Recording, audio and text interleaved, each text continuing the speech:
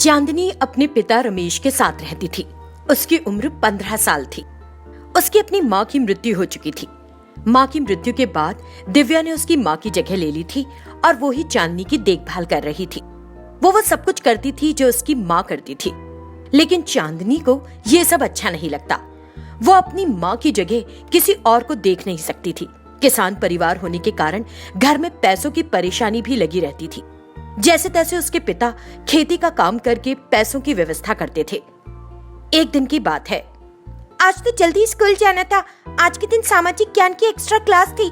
सामाजिक ज्ञान के सर बहुत सख्त हैं। दिव्या उसका लंच पैक करती है और उसे ला कर देती है। दिव्या का उसके लिए कुछ भी करना उसे बिल्कुल पसंद नहीं था। ये क्या है? क्या मैंने तुमको अपना लंच पैक करने के लिए कहा था? अगर मुझे खाना होगा तो मैं अपना लंच बॉक्स खुद पैक कर लूंगी। मैंने तुमसे कितनी बार कहा है कि तुम बस अपना काम किया करो, मेरी चिंता मत करो। ये सब करके मेरे करीब आने की कोशिश मत करो। तुम कुछ भी कर लो। गुस्सा मत हो बेटा, तुम बिना कुछ खाए बहुत जल्दी निकल जाती हो, इसीलिए मैंने तुम्हारे लिए लंच बॉक्स तैयार किया। इसमें क्या गलत है? हाँ गलत है। मेरी माँ मुझे लंच पैक करके देती थी, ये उनका काम है। अगर कोई और इस काम को करता है तो मैं सहन नहीं करूंगी। तुम मुझे झूठा प्यार मत दिखाओ। चांदनी के शब्दों से दिव्या का दिल दुखता, लेकिन वो उसे नहीं दिखाती है। वो केवल मुस्कुराने की कोशिश करती है। कुछ देर बाद चांदनी स्कूल चली जाती है और दिव्या लंच बॉक्स लेकर अपने पति के पास जाती है। आओ दिव्या आओ, मैं तुम्हारा ही इंतजार कर रहा था। आज देर क्यों कर दी? रोज तो तुम जरा जल्दी आती हो ना। रास्ते में आते समय हमारे पड़ोसी मिल गए थे। हम लोग बात करने लगे, इसी में मुझे देर हो गई। आओ मैं खाना परोसती हूँ, तुम खा लो। रमेश बैठ गया और खाना खाने लगा। उसने दिव्या को चुप देखकर पूछा, दिव्या क्या बात है? आज तुम बहुत सुस्त दिख रही हो। क्या हुआ है? क्या किसी ने तुमसे कुछ गलत कहा? हाँ, क्या हो गया तुम्हें? अरे नहीं, कुछ नहीं। मैं तो अपनी बेटी चांदनी के बारे में सोच रही थी। चांदनी को हमने बड़े नाजों से पाला है। उसे बहुत लाड़ प्यार मिला है। अगर कभी वो तुमसे कुछ बुरा भला बोले भी तो तुम बुरा मत मानना। अभी वो छोटी बच्ची है, तुम जरा समझदारी से। मुझे ये सब पता है। चांदनी आपकी बेटी ही नहीं, मेरी भी बेटी है। और हाँ, हमारी बेटी का जन्मदिन आ रहा है। आपने इस साल उसका जन्मदिन मनाने के बारे में क्या सोचा है? सोचना क्या है दिव्या, हर साल की तरह इस साल भी केक घर पर ही तैयार करवाएंगे। वो भी खुश होगी और हम भी खुश होंगे। मेरे ख्याल से अगर हर साल की तरह इस साल भी घर में ही मनाए तो ठीक नहीं रहेगा। इस साल उसे अपने दोस्तों के साथ मनाने देते हैं। उसे क्लासरूम में अपने दोस्तों के साथ केक काटने दे। बताइए, आपका क्या कहना है? बहुत बढ़िया दिव्या, तुम्हारा सुझाव तो बहुत अच्छा है। हम इस बार उसे स्कूल में ही पार्टी करने देंगे। दिव्या और रमेश ने उसके दोस्तों के साथ स्कूल में चांदनी का जन्मदिन मनाने की योजना बनाई और फिर जन्मदिन के मौके पर चांदनी स्कूल में अपने दोस्तों के साथ केक काटती है। चांदनी के लिए ये पहली बार था जब उसने अपने दोस्तों के साथ बर्थडे पार्टी की थी। वो बेहद खुश थी। उस दिन घर पहुंचते ही, पापा आज मेरा बर्थडे सेलिब्रेशन बहुत अच्छा था। मुझे बहुत अच्छा लगा क्योंकि मैंने अपने दोस्तों के सामने केक काटा। बहुत अच्छा बेटा, इस तरह पार्टी मनाने का विचार मेरा नहीं, ये तुम्हारी माँ का आइडिया था। उसने ही दिया था ये सुझाव मुझे। ये सुनकर चांदनी की आंखें गुस्से से लाल हो गई और वो लाल पीली हो दिव्या के पास गई। आपने मेरा जन्मदिन स्कूल में मनाया ताकि मैं आपके करीब आऊं। आप मुझे अपने करीब लाने की पूरी कोशिश कर रही हो। मेरे पापा से शादी करके आप उनकी पत्नी बन गई और आपने उन्हें पहले ही अपने पल्ले से बांध लिया है। लेकिन आप मेरे साथ वो सब नहीं कर पाओगी। आप कुछ भी करके देख लो। देखो बेटा, अभी तुम छोटी हो, इसलिए ये हिसाब किताब कर रही हो कि क्या अच्छा किया क्या बुरा। तुम मुझे कितना ही गलत समझो, लेकिन मैं तुमसे बहुत प्यार करती हूँ। हाँ, बस अब बहुत हो गया। मैं अच्छी तरह जानती हूँ कि आप कैसे अपना प्यार जताती रहती हो, लेकिन आप मेरी माँ नहीं हो और कभी हो भी नहीं सकती। मेरी माँ मर चुकी है, लेकिन मैं उसे कभी नहीं भूलूंगी। तभी रमेश दिव्या को बुलाता है। दिव्या, हमारे सामने बहुत बड़ी मुश्किल आ खड़ी है। इस साल हमारी फसल खरीदने को कोई तैयार नहीं। किसी और किसान ने कम दाम लगा दिए और हमारा धंधा किसी और के हाथ में चला गया। हमें मजदूर भी नहीं मिल रहे। मैं तो बहुत परेशान हूँ, समझ नहीं पा रहा कि क्या करूँ, कैसे करूँ। जब तक हमारी बेटी की पढ़ाई पूरी नहीं हो जाती और उसकी नौकरी नहीं लग जाती, तब तक हम इन तकलीफों से मुक्त नहीं हो सकते। अगर कोई मजदूर नहीं है तो बुरा ना मानना, मैं कल से आकर खेत में तुम्हारी मदद कर दूंगी। अगर हम कुछ दिन मिलकर करेंगे तो हम अपनी फसल दूसरे बाजारों में बेच सकेंगे। अब तुम्हारे बोलने से मुझे कुछ ठंडक मिली। उनके बात करते करते ही अचानक दिव्या को चक्कर आ गए और वो जमीन पर गिर गई। दिव्या, दिव्या क्या हुआ? कैसे गिर पड़ी? कैसे गिर पड़ी? बेटा चांदनी, जल्दी आओ, तुम्हारी माँ गिर गई। बताओ पापा क्या हुआ? पानी लेकर आओ, माँ को चक्कर आ गया और वो गिर पड़ी है। चांदनी पानी लेकर आती है और रमेश उसके चेहरे पर छिड़कता है। उसे होश आ जाता है। दिव्या को इस तरह देख रमेश के आंसू छलक पड़ते हैं। चांदनी को अपने पिता का दिव्या के लिए रोना बिल्कुल पसंद नहीं आता और वो वहां से चली जाती है। चलो डॉक्टर के पास चलेंगे। इतना कहकर वो उसे डॉक्टर के पास ले गया और उसकी जांच करने के बाद डॉक्टर ने बताया कि गुड न्यूज है, वो प्रेग्नेंट थी। पर तभी दिव्या तुरंत एक चौंकाने वाला फैसला लेती है। देखिए, हम चांदनी से बहुत प्यार करते हैं। जब वो हमारे पास है तो हमें दूसरे किसी बच्चे की जरूरत ही नहीं। अगर हम अपनी इकलौती बेटी की अच्छी तरह देखभाल करें, उसे ही ठीक से पढ़ाई लिखाएं और वो मुझे माँ मान ले, तो मेरे लिए तो वही बहुत है। मैं इसके अलावा और कुछ नहीं चाहती। मैं तुम्हारे निर्णय से खुश नहीं, पर मैं तुम्हें रोकूंगा नहीं। ये केवल तुम्हारा फैसला है, मैं इसे तुम पर छोड़ता हूँ।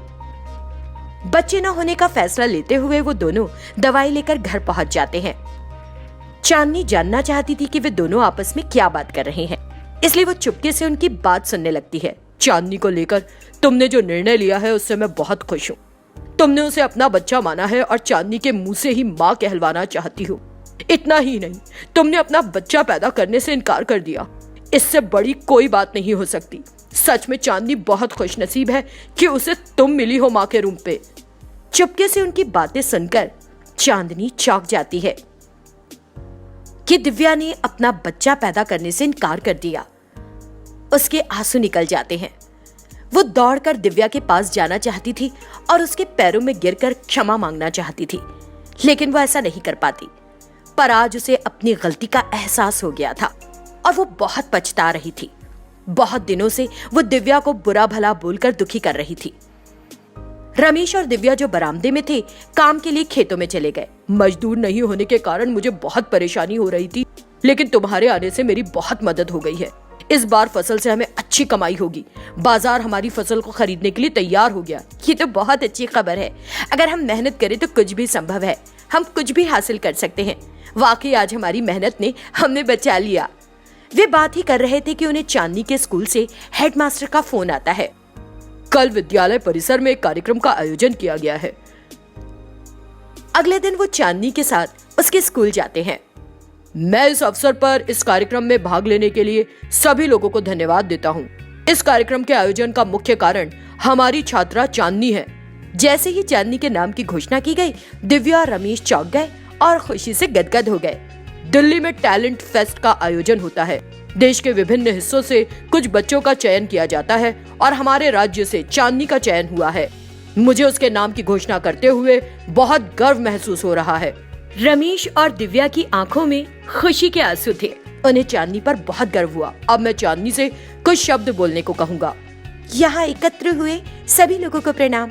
लंबे समय तक मैं सच्चाई को महसूस नहीं कर सकी कि अगर जीवन में जीत हासिल करनी है तो कुछ गुण होना जरूरी है, और वो है धैर्य, सरलता, नम्रता। मैंने इसे एक ही से सीखा है और वो कोई और नहीं बल्कि मेरी माँ दिव्या है। चांदनी ने जब ऐसा कहा तो दिव्या बेहद भावुक हो गई और उसकी आंखों से आंसू छलक पड़े। जैसे ही चांदनी ने उसे माँ कहकर पुकारा, उसकी खुशी दुगनी हो गई। मैं आपको विश्वास दिलाती हूँ कि मैं दोहरा प्रयास करूंगी और दिल्ली से सफल होकर लौटूंगी। अब मैं आपसे आज्ञा चाहती हूँ। संदेश पूरा होते ही वो नीचे उतरकर अपनी माँ की ओर दौड़ी और उसे गले से लगा लिया। मुझे माफ कर दो माँ, मैंने कई बार अपनी बातों से आपका बहुत अपमान किया। मैं बहुत खुश हूँ बेटी, आज तुमने मुझे अपनी माँ कहकर बुलाया। मैं क्या कहूँ, तुम तो मेरी जान हो। दोनों के आंसू नहीं रुकते और वो अपने प्यार और स्नेह का इजहार करती हैं। आज रमेश भी बहुत खुश था। अब उनका एक सुखी परिवार था। ये बेतवारा गांव है जहाँ एक बहुत दुष्ट औरत ललिता पवार रहती थी। उसका एक बेटा था मुरली। वो माँ की हर बात को चुपचाप मान लेता था और मजाल है कि कभी उसके खिलाफ जाता हो। यहाँ तक कि माँ के कहने पर अपनी पत्नी को दुखी करने से भी वो बाज नहीं आता था। बहू दहेज के रूप में कुछ ज्यादा नहीं ला पाई थी, इसीलिए वो लोग कुछ न कुछ कहकर उसकी भावनाओं को ठेस पहुंचाने की कोशिश करते रहते थे। एक दिन, ये क्या बहू, तू क्या हमेशा एक अलग ही दुनिया में खोई रहती है? अरे खाना बना दिया या नहीं? बना रही हूँ माँ जी। क्या तूने पौधों को पानी दिया? क्या तूने मेरा कमरा साफ किया? मैंने तुझसे कहा था कि तू अपने पति के कपड़े इस्त्री कर देना। कर रही हूँ माँ जी। क्या बेवकूफी भरे जवाब दे रही है? मैं तुझसे कुछ पूछ रही हूँ, तू क्या बोले जा रही है? सच में कुछ कर भी रही है या नहीं, या पड़ी है बस? मैं एक एक करके सब काम पूरे कर रही हूँ। मेरी तबीयत ठीक नहीं है माँ जी, लगता है बुखार है, इसलिए आज मैं जरा देर से उठी थी। हे भगवान, भैंस की तरह खा खा के तू आलसी हो गई है और कुछ नहीं, सिर्फ खाते समय ठीक हो जाती है। बुखार हो गया है, ये बस घर के कामों से बचने का एक हथकंडा है। मुझे सब पता है, बुखार हो या नहीं, तुझे घर के सारे काम पूरे करने होंगे। आप मुझे क्यों परेशान किए जा रही है माँ जी? क्या मैंने कोई गलती की है जो आप मुझे जब तक डांटती ही रहती हैं? रावली रोने लगी। तभी उसका पति घर आ गया। माँ, आज मुझे शहर जाना है, जरा 25,000 रुपए निकाल कर तो दे दो ना। ठीक है, अभी देती हूँ बेटा, लेकिन यहाँ तो देख, तेरी पत्नी ढोंग रचाकर मुझे उल्टे जवाब दे रही है। इसे तो किसी भी चीज का कोई डर ही नहीं रह गया है। ये क्या सुन रहा हूँ मैं माँ से? तुम मेरी माँ को उल्टा जवाब दे रही हो? हाँ। और मुरली ने उसे 2-3 थप्पड़ जड़ दिए। वो रोते हुए किचन में चली गई। उसने सोचा, बस अब बहुत हो गया। उसे हर समय परेशान करने वाले पति और सास को सबक सिखाना चाहिए, लेकिन उसे समझ नहीं आ रहा था कि वो क्या करे, और रोती रही। उसे सब याद आ रहा था, जिस दिन से वो उस घर में बहू बनकर आई थी, कैसे उसे लगातार प्रताड़ित किया जा रहा था और उसके साथ दुर्व्यवहार किया गया था। कुछ देर बाद उसने चाय बनाई और अपने पति और सास को दी। माँ जी, आप लोग चाय पी लो। चाय पीने के बाद सास फिर से गुस्से से भर गई। वो चाहती थी कि उसका बेटा रावली को फिर से पीटे। ऐसा सोचते ही वो कुछ ना कुछ ऊल जुलूल करना शुरू कर देती थी। अरे देखो, कितनी चीनी डाल दी है, तुझे हर चीज भर भर के मिल रही है ना, इसीलिए जितना मर्जी उतना डालती है। मुझे पता है तू चाहती है कि मुझे डायबिटीज हो जाए, इसीलिए तूने। नहीं माँ जी, कल आपने कहा था ना कि चीनी कम है और चाय अच्छी नहीं बनी, इसलिए आज मैंने थोड़ी ज्यादा चीनी डाल दी। ज्यादा डल गई क्या? वाह, बड़ी चालाक है। चीनी कल कम थी तो आज ज्यादा चीनी डाल दी।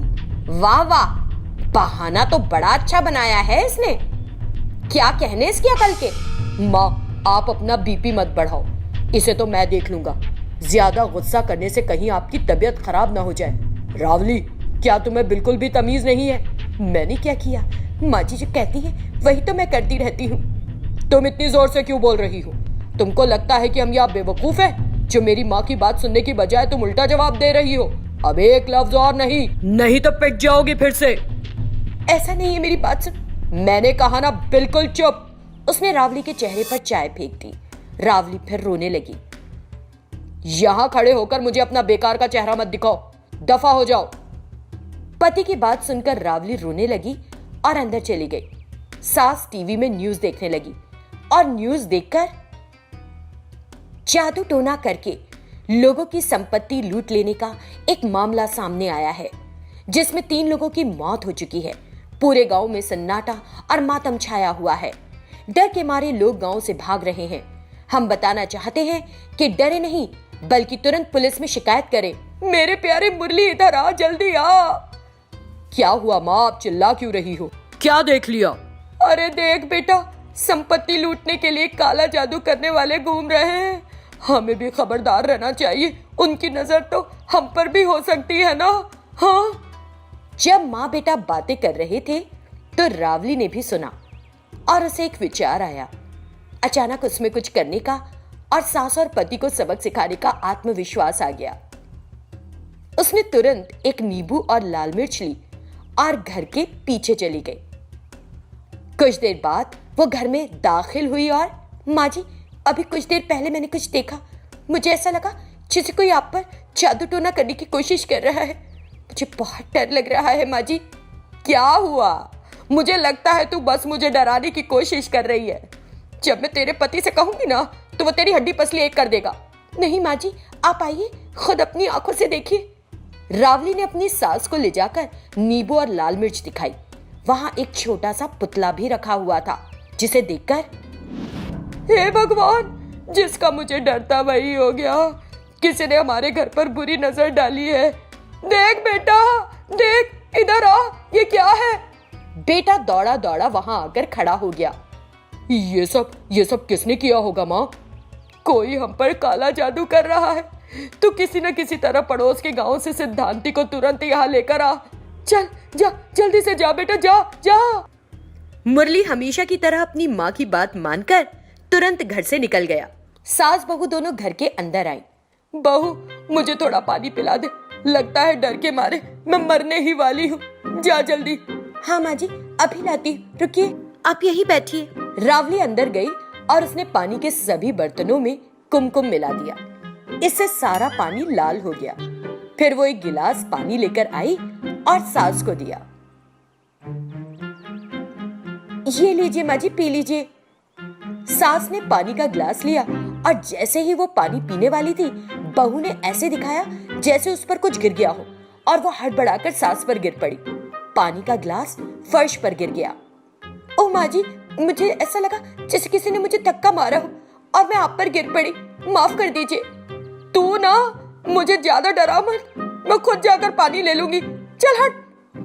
और सास रसोई में गई तो उसने देखा कि सभी बर्तनों का पानी लाल रंग का हो गया है। हे भगवान, ये क्या गजब हो रहा है? अरे बहू, जल्दी इधर आ। हाँ माँ जी, क्या हुआ? आप चिल्ला क्यों रही हैं?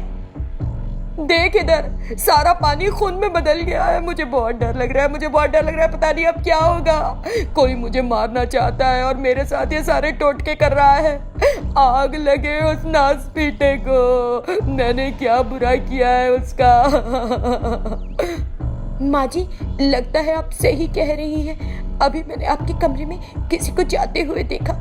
मुझे भी बहुत डर लग रहा है माँ जी। पता नहीं क्या होगा। हाय राम, जमीन के कागजात, पैसा, सोना सब मेरे ही कमरे में है। अब क्या करूं? पता नहीं कौन मेरे कमरे में घुस गया है। हाँ, चलो चलकर देखें। माँ जी, क्या आपने कभी किसी को जान से मारा है? ये कैसा सवाल पूछ रही है तू? ये क्या बकवास है?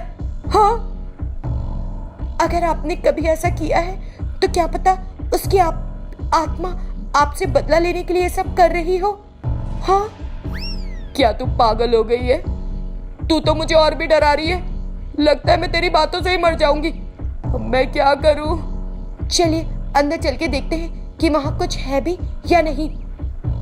ठीक है, चलते हैं, लेकिन तू मेरे साथ साथ ही रहना, कहीं चली मत जाना मुझे छोड़ के, समझ गई ना? दोनों सास के कमरे में गए। तभी एक काली बिल्ली उस कमरे से निकली। सास बहुत डर गई। मेरी धड़कन तेज हो रही है बहू, मुझे बहुत ज्यादा कपकपाहट छूट रही है। चल चल यहाँ से चले।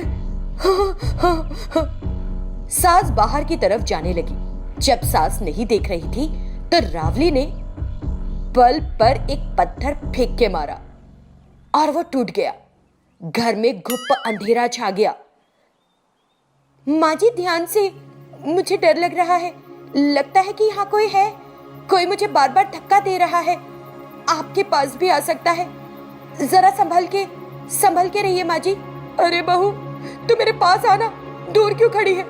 अब हमें कौन बचाएगा? अब सिद्धांति के अलावा कोई और हमें बचा ही नहीं सकता। बस तब तक हमारी रक्षा करना भगवान। मौके का फायदा उठाकर रावली ने अंधेरे में सास की पिटाई लगाना शुरू कर दी। सास मदद के लिए जोर जोर से चिल्लाने लगी। ओह रावली, रावली, मुझे कोई मार रहा है। बहू, मेरी प्यारी बहू, मुझे बचा, मेरे पास आ, मेरे पास। अरे अरे, रोको रोको, कौन है, कौन है, कौन है? माँ जी, चलिए घर से बाहर निकल जाते हैं। मैं बाहर जा रही हूँ, चलिए। घर से निकलकर दोनों डर के मारे भागने लगी।